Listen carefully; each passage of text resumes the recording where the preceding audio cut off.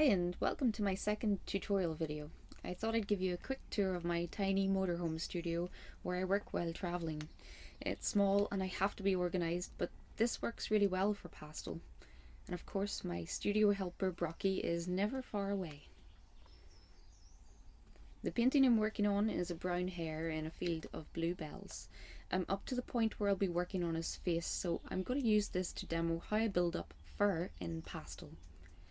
You can see my working pastel tray on the front of my easel, and I'm working from an older painting of mine called Bathing in Buttercups, as I'd like these paintings to work well as a pair. So if I'm painting fur of a brown or black animal, my first layer will be using a black Faber Castell stick to roughly mark in the texture and the direction of the fur. This doesn't need to be perfect. There will be many layers on top of this one to create a thick 3D fur. You can see I make each mark in the direction of the fur, and I tend to give each mark a gentle rub into the paper. This is only on velour, and if you've ever used this paper, you'll know how many layers it can hold. But if you're not careful, it can fall off easily. Each of my layers gets rubbed or pressed gently into the paper, which leaves room for more layers on top. I have many other tips for working on velour if you search on my blog at emmacolbertart.com.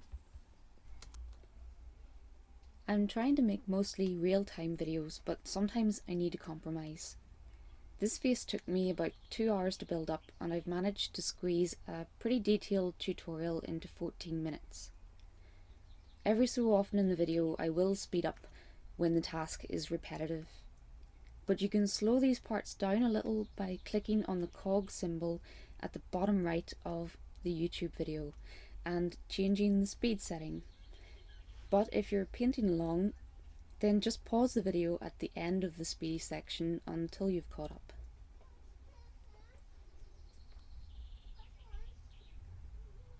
You'll notice how my marks radiate out from the nose, and the hairs in the nose are much shorter, so I make smaller marks and dots there. So back into real time, and I next use a Faber Castell Pitt pencil to drag some of the finer hairs and eyelashes out around the edges. This is why I paint backgrounds first.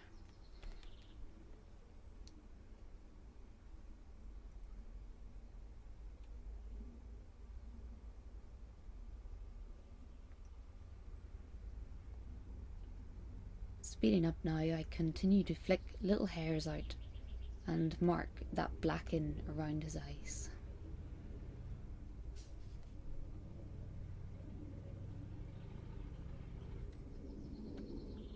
When I feel I have enough of the fur marked in, I'll begin to add some colour. I want the colours to harmonise with the backdrop, so I'll be using a lot of purples and blues in my shadow areas. I'll also use lovely bright coral oranges to contrast and add warmth to the hair.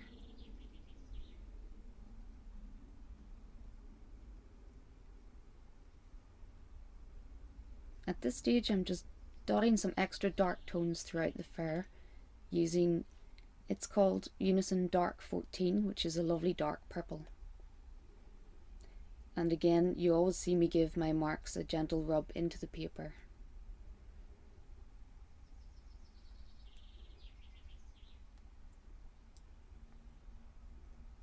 As a general rule in pastel, you should work dark to light, similar to oil painting. Sometimes though I find it helps to add the brightest area after my dark layer. Having the brightest part on the painting early on can help you when calculating how light or dark a tone you need in between. These areas around his eyes are the lightest on the hair, but I want this left side as we look to be sunlit while the right side is in shadow. I make sure to save my Unison Grey 27 for only the brightest parts. This is a lovely yellowy white, and I often use it as my highlight as it's much softer than pure white. I'd love to hear your feedback on this video. If you have any requests for me to demo, let me know in the comments below, and don't forget to subscribe for future videos.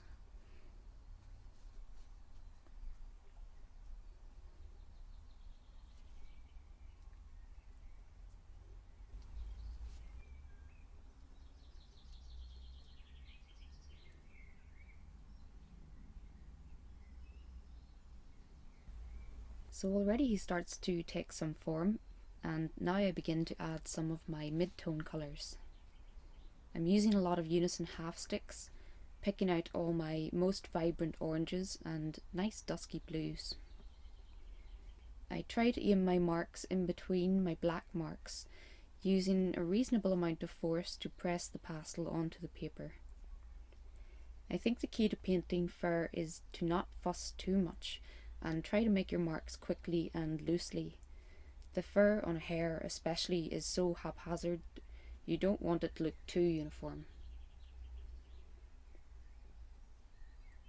Most of my blue is saved for this right side of his face, and you can see how I use a bigger stick, constantly turning it around to make use of the edges on the pastel. Again, I speed up a little here.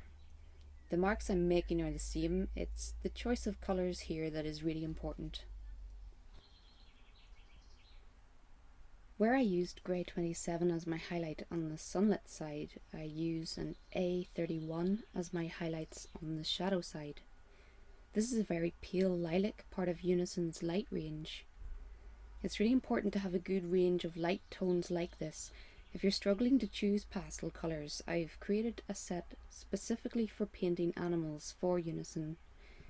It includes many important shades which can create a good basic palette for any artist who enjoys painting animals. I'll add a link here if you'd like to see that set on Unison's own site. I continue making marks with a range of different oranges from peachy shades to rich tangy oranges. You'll see that many colours go into the fur, but all using the same type of short mark. If you're painting along, you don't need to use my exact colours, but hopefully you'll be able to choose similar hues of the same values.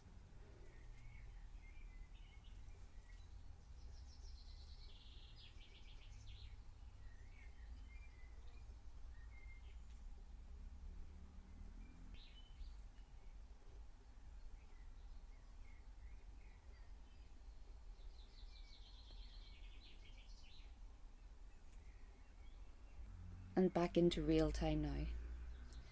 I use my black stick again to strengthen those dark areas. I don't want to lose the definition in my fur, so I often strengthen darks and lights throughout a painting.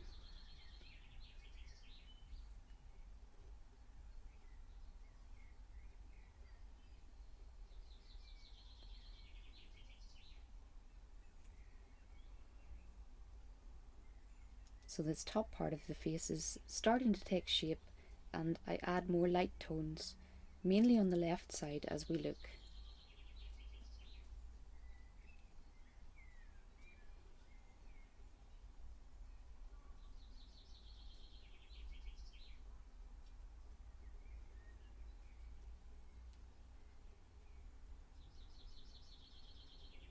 Lighter blues, as well as that lilac, pick out light hairs on the shadow side, while my lightest peachy tones are on the sunlit side. I always have a range of light to mid tones for sunlit and shadow sides, and they are always complementary colours. In this case, I'm contrasting using the opposite colours, blue and orange. I'm moving on down to the mouth area, and my first task is to strengthen the dark around the nose.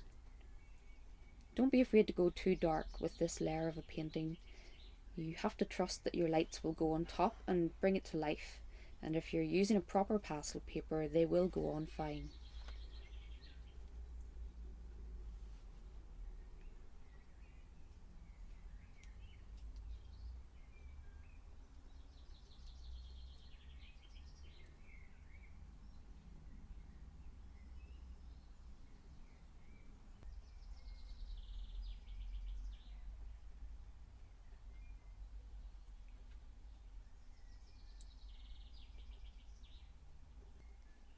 I'm picking up my different colours and dotting them on. You can see just how many layers there are on each part of the face to create real depth.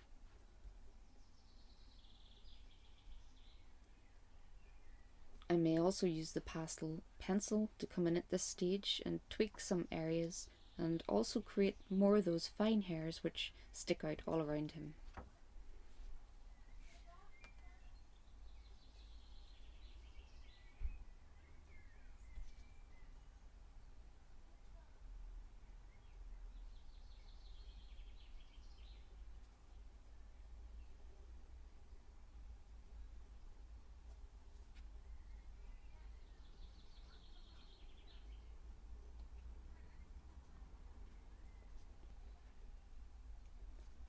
This colour I'm using now is a Unison BV7.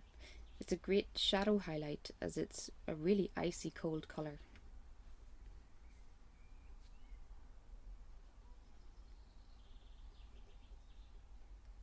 So I'm coming back down towards the nose, bringing the colour down his face.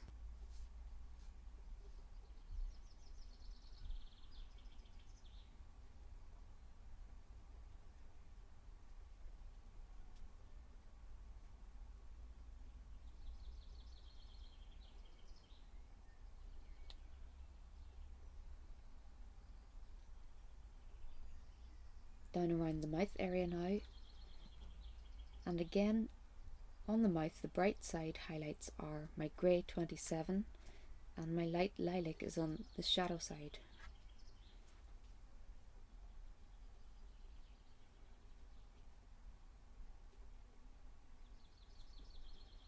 This time when I strengthen some of my dark lines, I'm more particular about it as I am now approaching the final layers. At this point of filming I stop and work on his eyes. I find it helps to have someone looking back after a while.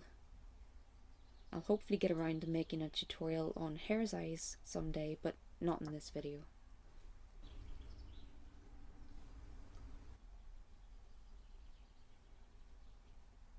And there they are. So I've used this colour quite a lot. It's called BE23, also from my animal set, and it's a lovely plum purple, which I use a lot in fur and also around fleshy ears and noses. So it's a final time to speed up as I add my top layer of marks and work on that mouth area. At this point I take some of my most vibrant colours and dot these over the fur.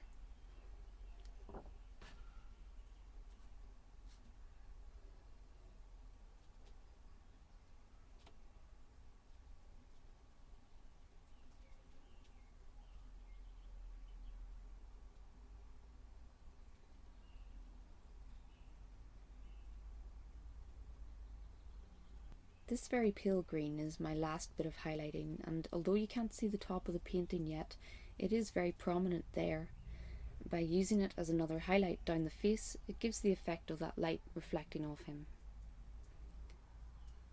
We're nearing the end now, and I hope you've enjoyed the tutorial and the bird song from West Germany. You can see my finished painting bathing in bluebells at the end of the video. I'd love to hear your feedback or suggestions, and please do subscribe if you'd like more tutorials like this.